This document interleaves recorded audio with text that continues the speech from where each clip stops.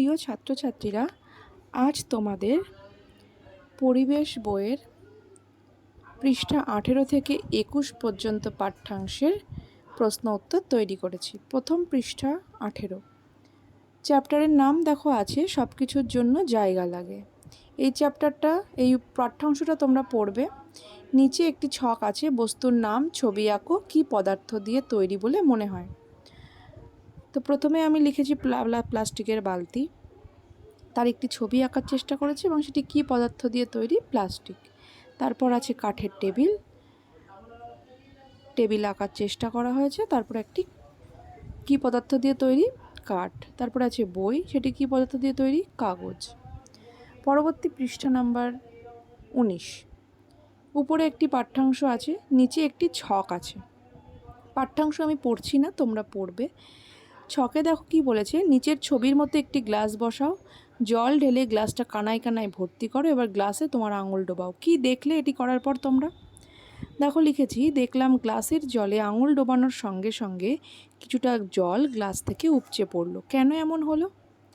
গ্লাসটিতে সম্পূর্ণ জল ভর্তি থাকায় সেখানে আর জায়গা ছিল না। আঙুল ডোবানোর ফলে যে বাড়তি জায়গা লাগলো, সেই পরিমাণ জল গ্লাস থেকে উপচে পড়ল। পরবর্তী পৃষ্ঠা নাম্বার 20। দেখো উপরের পাঠ্যাংশ কি আছে, একটি থালায় 1 মুঠো শুকনো বালি নাও, পাশের ছবির মতো একটি গ্লাস বসাও, জল ঢেলে গ্লাসটা কানায় কানায় ভর্তি করো, এবারে ওই জল ভর্তি গ্লাসে একটু একটু করে বালি দিতে থাকো। কি দেখতে পাবে এবং কেন এমন হলো এটি আমি খাতায় লিখেছি, কারণ এখানে এটা লিখলে ধরতো না। পরবর্তীতে আমি যেখানে লেখা দিয়েছি দেখতে পাবে একটু পরে। এরপর দেখো একটি পাঠ্যাংশ আছে, এই পাঠ্যাংশটা তোমরা পড়বে। তারপর আমি 20 পৃষ্ঠা হয়ে গেল, 21 পৃষ্ঠায় যাব। 21 পৃষ্ঠার প্রথমাংশে একটি পাঠ্যাংশ আছে, পাঠ্যাংশটি তোমরা পড়বে। পরবর্তীতে নিচের দিকে দুটি ছক আছে। প্রথম ছকে বলেছে বন্ধুদের সঙ্গে আলোচনা করে নিচে লেখো 3টি কঠিন পদার্থের উদাহরণ। এখানে আমি বেশ কয়েকটি উদাহরণ দিয়েছি, ইট, কাঠ, বই, খাট, টেবিল ইত্যাদি। 3টি তরল পদার্থের উদাহরণের আমি লিখেছি জল, দুধ, কেরোসিন, পেট্রোল ইত্যাদি, আরও অনেক কিছুই আছে। কে বেশি ছড়িয়ে পড়তে চায় আলোচনা করে লেখো, তরল না গ্যাস?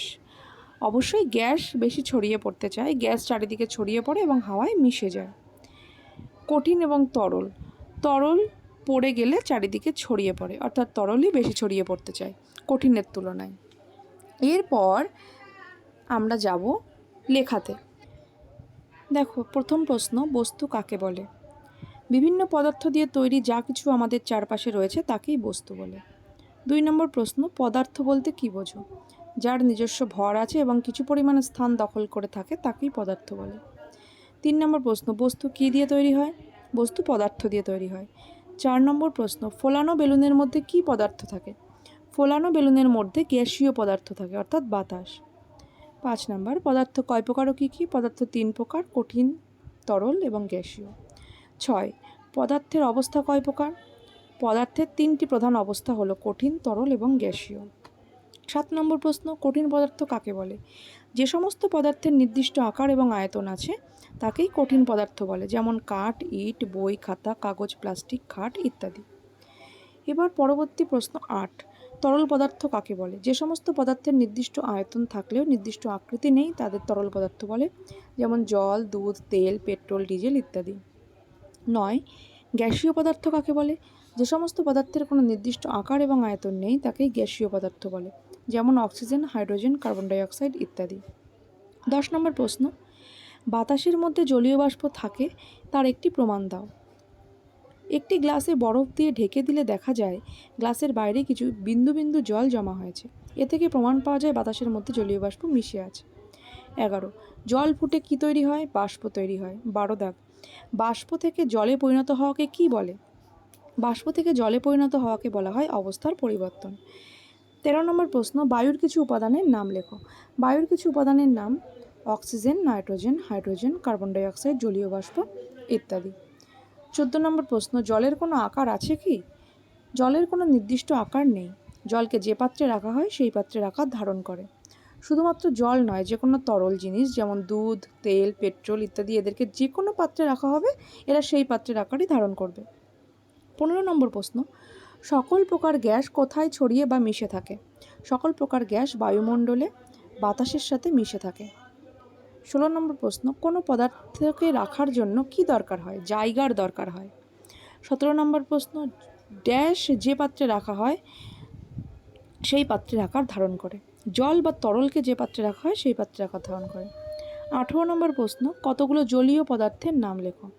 কতগুলো জলীয় পদার্থ হলো জল, কেরোসিন, তেল, পেট্রোল, ডিজেল ইত্যাদি। 19, ড্যাশের নিজস্ব আকার আছে। কঠিন পদার্থের নিজস্ব আকার আছে। 20 নম্বর প্রশ্ন, ড্যাশ ও ড্যাশ নিজস্ব আকার নেই। তরল পদার্থ এবং গ্যাসীয় পদার্থের নিজস্ব আকার নেই। 21 নম্বর প্রশ্ন কি বলেছে? মশা মারার জন্য দেওয়া ধোঁয়া ছড়িয়ে পড়ে বুকে গেলে কাশি হয়। 22 নম্বর প্রশ্ন, ড্যাশ থেকে এমন একটি গ্যাস বেরোয় যার ফলে চোখ, নাক, মুখ জ্বালা করে। Bleaching powder. দেখো, আমি আগে বলেছিলাম 20 নম্বর পৃষ্ঠার ছকটি বইতে ধরবে না, তাই আমি খাতায় লিখেছি, সেটি এখানে দিয়েছি।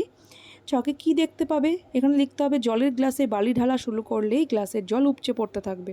কেন এমন হলো? বালির কণা খুব ছোট হলেও এরা গ্লাসের নিচে থিতিয়ে পড়ে। গ্লাসে সম্পূর্ণ জল ভর্তি ছিল, ফলে গ্লাসে আর জায়গা না থাকায় বালি ঢালার সঙ্গে সঙ্গে বালির জায়গা ধরাতে গিয়ে গ্লাস থেকে জল উপচে পড়ল। 21 নম্বর পৃষ্ঠা অবধি পাঠ্যাংশের এইগুলোই প্রশ্ন উত্তর। তোমরা এই প্রশ্ন উত্তরগুলো নিজেরা স্টাডি করবে এবং মুখস্থ করবে। আমি পরবর্তী ভিডিওতে এর পরের পেজ থেকে তোমাদের যে পাঠ্যাংশটি আছে সেটির প্রশ্ন উত্তর লিখে দেব। যদি এগুলো তোমাদের একটুও কাজে লাগে, আমার চ্যানেলটি সাবস্ক্রাইব করে রেখো পরবর্তী ভিডিও পাওয়ার জন্য। ধন্যবাদ।